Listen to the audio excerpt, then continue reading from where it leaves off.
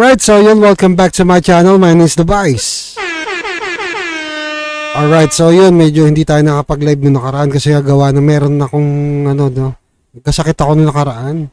Pero hopefully sa susunod na mga gagawin natin video, gagawin na ho natin ng live. Yun. Alright, ito nga pag-usapan nga natin about nga dito sa dito nga kay Yorme Isko. Ayan. Para sa unang video reaction natin, ito pag-usapan natin ng kay Yorme. Ito nga yung kay Yorme, yun nga. Nag-post si Isko, si Yorme, na, ayun nga, lakayan natin. Ayan. Ang pagkakaibigan ay nagtatapos kapag ang pinag-uusapan ay ang kapakanan ng taong bayan. Ito, 'di ba? Kasi may mga video ko napanood na alam niyo 'yun, yung mga dating ibang vlogger na parang ang dating, 'di ba? Parang gusto nilang mangyari, maglaban si Lacuna at si Yorme. Pero ako mismo alam ko na malabo mangyari. Kasi ho yan halos parang magkapatid na po yan talaga si Yorme tsaka si Lacuna. Hindi ho yan magkaibigan basta-basta. Itinuring ni Isko, ni Yorme, si Danny Lacuna, si lately Danny Lacuna na dating Vice Mayor ng Maynila, 'di ba? Na isa, 'di ba, bilang kanyang ama-amahan pagdating mo sa politika. Kaya malabong mangyari ho na maglaban ng Lacuna at ang 'di ba? Ang isang Isko Moreno. Malabo ho 'yun. May mga kuro-kuro na lumalabas diyan na akala mo alam nila yung Hindi naman mo sila botante ng Maynila. Kasi ako botante ako ng Maynila ever since. From Atienza, 'di ba? Dinaanan ko Atienza, Lim, 'di ba? Lim, tapos Erap, tapos Yorme. Alam nila mga kababayan, hindi natin masisisi mga kagaya nitong may mga lumalabas sa video na mga nagsasabi nga na bumalik ka na. Kasi kung titignan natin yung sitwasyon, medyo kahit ako, nanibago ako doon sa nangyari dito sa Maynila. Hindi ko siya kagaya ng dati na sobrang sigla ng Maynila. Napakasigla ng Maynila, napakaganda. Aminin natin, nandun na yun. At marami nakaramdam nun, kaya naninibago din sila sa pamamalakad. Although, siguro, magkaiba sila ng strategy or magkaiba sila ni Hani Lacuna ng pagpapatakbo, pero mas marami pa rin talagang Manileño na ramdam si Isko Moreno o si Yorme, 'di ba? At ito nga isa pa diyan, dagdag pa natin dito, 'di ba? Ayan, itong problema na 'to. 'Di ba? Manila, ikalima sa pinaka mapanganib na lungsod para sa mga turista. Ayon niya nga sa Forbes advisor pala, 'di ba? So nakakaano dito kasi panlima ho yung Maynila sa kumbaga non-safe, 'di ba? So kasi nung time ni Isko, hindi naman napasamang Maynila. Ang dami nga hong pumupunta dito na alam niyo yun na 'di ba, yung mga ambassador, tapos yung mga negosyante na mga gustong magnegosyo sa Maynila. Ang dami hong ganun. Pero sa ngayon, parang hindi ho talaga nakita ng mga Manileño. At ito pa mga kababayan. Hindi, kasi kung titignan naman natin yung sitwasyon nun, kagaya ni former President, 'di ba, Rodrigo Duterte, naramdaman siya ng pandemic. Si Isko, naramdaman din ng pandemic. Ng mga taga Maynila, naramdaman ho namin 'yon, Kami mga taga Maynila, naramdaman namin 'yon. 'Di ba? Kaya iba wag mo na mag-inarte kasi hindi man sila taga Maynila. Tsaka na okay mag-inarte. Pag taga Maynila kayo, tsaka kung dito talaga ay bumuboto sa Maynila. 'Di ba? 'Yun yung point. 'Di ba? Ito yung sinasabi ko kasi 'di ba? Naramdaman ng mga Manileño nung pandemic si Isko. Tapos 'di ba? former President Duterte. Yan yung mga naramdaman noon. Pero ngayon, ang dami tumatakbo, naramdaman niyo ba sila? Parang gusto nyo magbalikan sa pwesto pero hindi naman natin naramdaman. Ang dating niyan, mangangampanya na ngayon yan.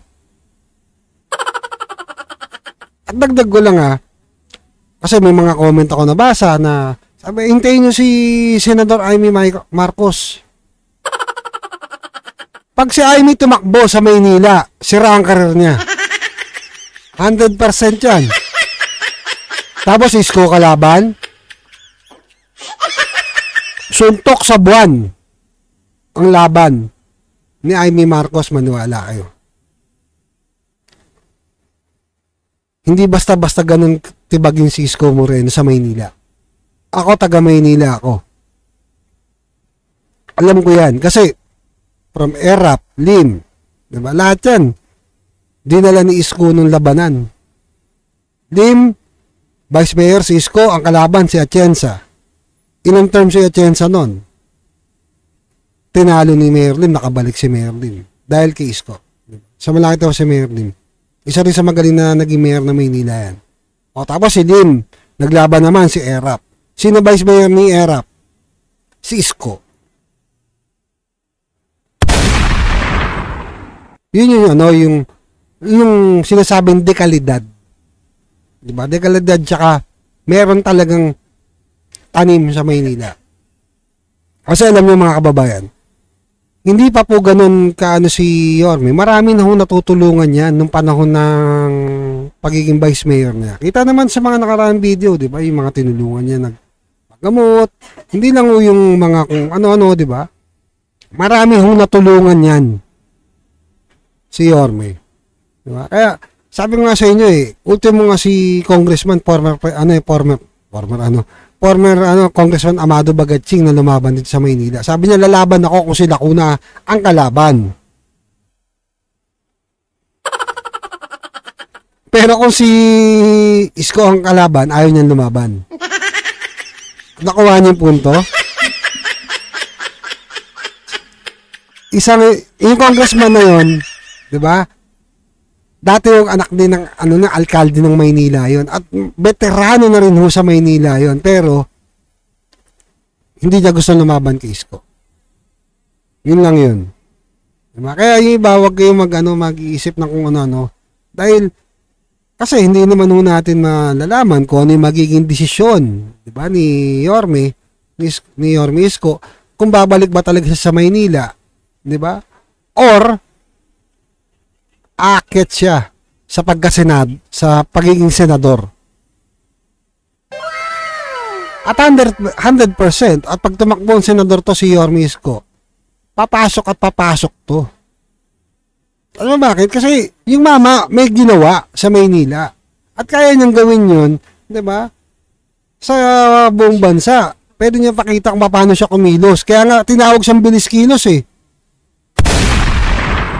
Iba dito sa mga tumatakbo, ano ba ginawa niya sa Senado? Bilis lipat ng grupo.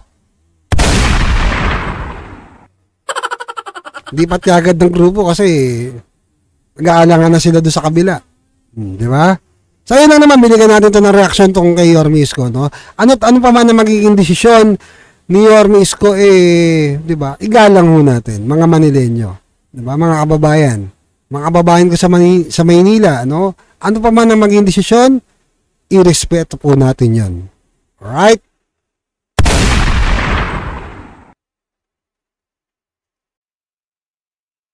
Alright, so ito naman yung kay BP Inday Sara, no? Papanoorin natin yung sentimento ni BP Sara, no? We love BP Sara. Yan. Yes, I think I can speak about this already. I think i-confirm din yan ni President Marcos. Before ako nag-resign, meron kaming isang meeting kung saan inimbita ako ni President Marcos na sumali, tumulong sa administration para sa mga senator candidates. At sabi ko sa kanya, hindi muna ako sasali. Tinabla. Alam mo, tama naman yung sinabi. Tama yung sinabi ni BP Inday Sara. Hindi muna siya tutulong. Andaan nyo ha, marami hong gustong gamitin pa din siya para manalot, makabalik yung iba. Galing, no? Tama na yun. Kilala na namin kayo. Tuloy. Sa midterm elections. Sa isa namang pagkikita namin ni President Duterte, former President Duterte, by chance nakita kami ni former President Duterte, inimbita din niya ako na mangampanya, tumulong, sumuporta para sa mga candidates ng PDP. So sinabi ko din sa kanya na hindi muna ako sasali sa midterm elections. Kailangan ko kasi muna pag-isipan kung ano yung direction ko sa midterm elections sa susunod na taon. Kaya hindi pa ako handa na sumagot sa kanilang dalawa kung anong gagawin for the midterm elections. Pero meron kaming schedule after na. Ayun na sabi ha.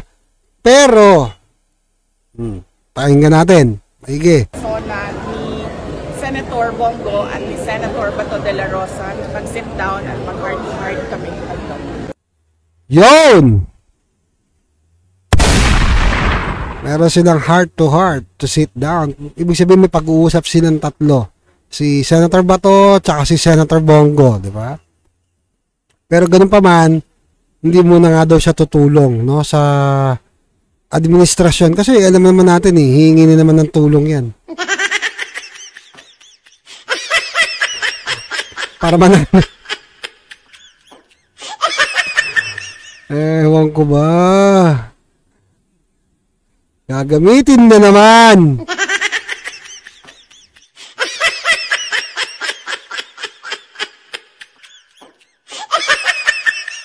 Hindi, di ba? Sinabi nga ni BP Sara, marami daw mangga. Mangga gamit. Kaya mag-ingat-ingat kayo, di ba, mga kababayan. Ito, lalo sa mga DDS supporter na kagaya natin at sa mga ano, di ba? Mag-ingat po tayo kasi marami hong mangga. Kahit hindi mo ngayon tagsibol ng mangga. Marami po talaga. Diba? So, yung mga kababayan, no? Panoorin pa natin isang video ni BP Inday. May kinalaman po kasi First Lady dito. No. Kasi wala naman din kinalaman si First Lady sa trabaho namin ni Pangulong Marcos.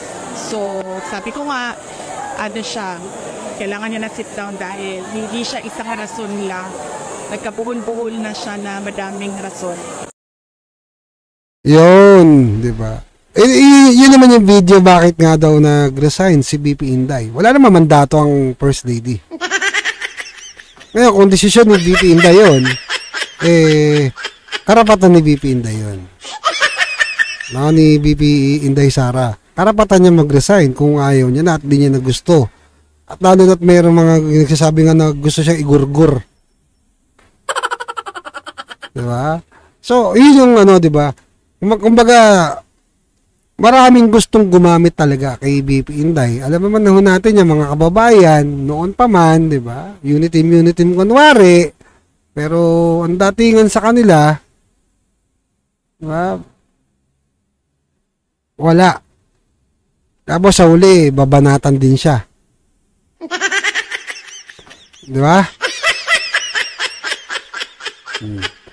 Tignan natin to. Ito yung yung preference ng election senatorial 2025. Ayan, Ayan, number 1, Number 1. Sino number 1? Ayan, number 1, Erwin Tulfo. Number 2 to 4, di ba? Ben Tulfo. 2 to 4, Bongo. 2 to 5, Tito Soto. 4 to 9, Pia Cayetano, 39%, di ba? May percentage po ayan 5 to 10, Bong Revilla. Uy, namimiss ko na si, ano, Budots. Ayan, tapos si 5 to 11, Bato de la Rosa. Tapos si, ayan, 5 to 11 din, Francis Tolentino. Ayan, tapos 5 to 11, Panfilo Lacson. Tapos 6 to 13, hindi ako makapaniwala, 6 to 13, no, si Pangulong Duterte. Dapat to itong number 1 eh. Excuse. No, tapos si Manny Pacquiao. Anyway, hindi ba naman ito yung pinakaano eh. At medyo ilang buwan pa magbabago pa yan. Diba? Manny Pacquiao, Amy Marcos, Dito Lapid. Tapos si DILG Secretary Benhur Abalos. Dito Lapid.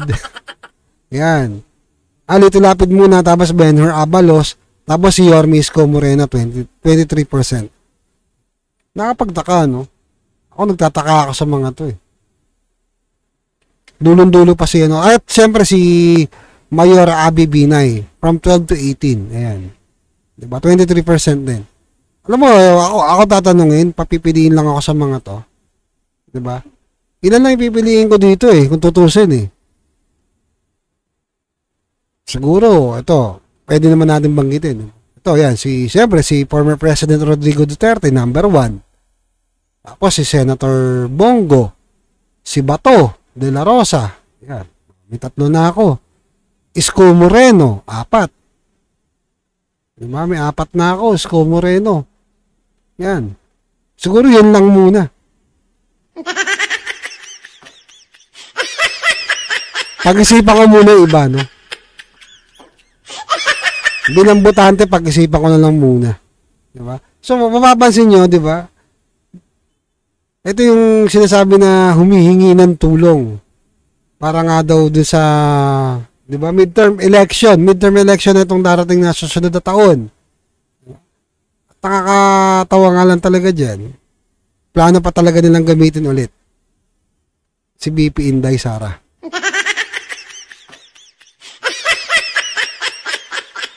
Buti na lang nagising yung Ali. Tama lang din na kung ako lang tatanungin ha, excuse, siguro magnilay-nilay si BP Inday at piliin niya lang yung tutulungan niya talaga. At this time ha, kailangan niya rin makinig. Diba? Kay former President Duterte, sa kanyang ama. Diba? Para hindi nga naman mangga ulit. Makuha ng mga mangga. Dami naman mati-trigger na, no? Okay nga pala, dami na trigger na nakaraan, no? Sa designation. Tama ba? Designation survivor. Para mga tanga, no? Aning na aning silang lahat dun. Biglang nagkaroon ng gun ban sa buong Pilipinas. Anyway, yun nga, di ba? Papalapit na yung zona, no? Yun nga, mapapansin ninyo, di ba? Worth 20 million din talaga yun, di ba? 20 million yung, di ba, napasok lang natin to. Yung gagastusin ng gobyerno. Worth 20 million. Tapos ang daming nagugutom. Tama mali. Ang daming Pilipino nagugutom, walang makain. Ang daming natutulog sa lansangan. Gets nyo? Tapos ang daming hindi makapag-aral ng maayos. Ang daming, di ba, problema ng... Eto mga to, kakain lang 20 million. Diyos mio, kayang-kaya na nila bumili ng masasarap na pagkain. Halos araw-araw, masasarap kinakain yung mga yan eh. Bakit ba kailangan pa yung 20 million na yan? So, di ba? Ito nga yung isa sa Philippine Star, di ba? Yung sa Philippine Star, kung titignan niyo yung yung gastos noon. Hindi naman siya ganun kaano, ayan ayusin ko lang ha. Ayan. O, di ba? Ayan laki-laki gastos noon. 2018. Sona, 2019 pala, sorry. Diba? 4.7 million for President Rodrigo Duterte for Sona. The amount cost 200,000 less than a year in Sona. Ilan yung gastos nila? Tapos, eto, pangatlong Sona, 20 million.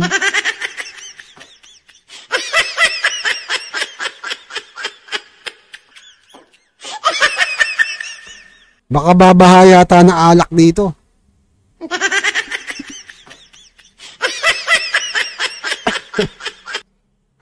Mag-iinuman na.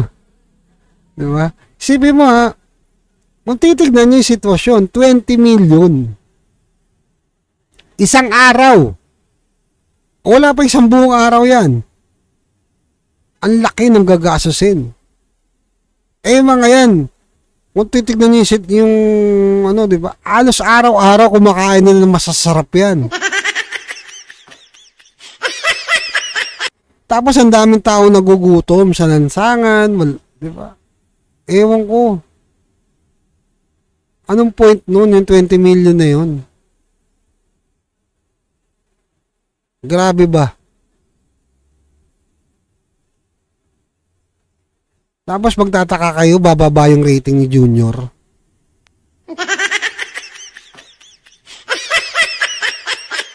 No, di ba? Bumaba.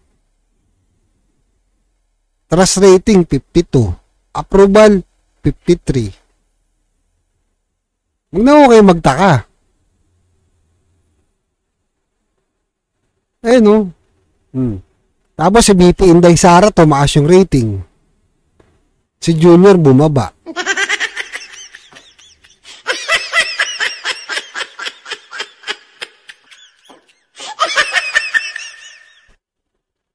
Pansin nyo? Diba? Bumaba Ayan laki ng binaba. Paano ba naman siya dahil sa trabaho? Ayan Target na pabahay ni Marcos administration, binabaan. Das. Hindi ako nagsabi niya yung balita. Mula sa target na 6 na milyong pabahay, magiging 3 milyon na lang ang pabahay ang target na magagawa matapos ang termino ni PBBM.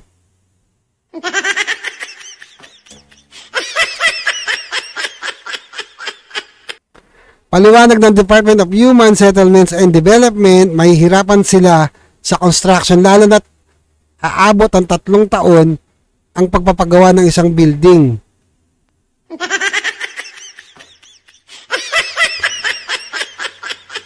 Ay nako. Diba? Tapos magtatanong kayo bakit ba mababa ang rating ni Marcos Jr. Isa sa mga dahilan yan. Bukod dyan, number 5, diba? Ang Manila, sa unsafe city, diba? Bukod dyan, yung mga nagmamahalang bigas na pinangako, yung bigas, yung mga bilihin na bababa, inaasahan ng mga kababayan natin, gasolina, kuryente, tubig, saan tayo pupulutin?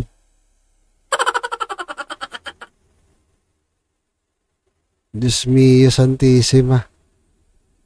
Tapos magtataka sila bakit daw bumaba yung rating ni Marcos Jr. Huwag na kayong magtaka, uy. Ako nga, di magtaka eh. Yung 20 million. 20 million ang budget. Anyway, yun lang naman. Binigyan natin itong mga reaction, itong mga nakita natin from social media. At ayun nga, maraming salamat po sa lahat natin mga bagong followers. Lalo na po sa YouTube, no? Sa YouTube, TikTok, and Facebook, no? At don't forget to like and follow sa ating mga social media account, yan. And don't forget to like and share, no? Alright, so yun, maraming salamat po sa inyong lahat at till next time, then susunod po gagawin ho natin live na po. Yun. Pagpasensya nyo naman, medyo masama yung ano po ng aking lalamunan, no? At medyo hindi din pa rin maganda, medyo inuubo pa ako. Gawa nga ng galing ho ako sa sakit.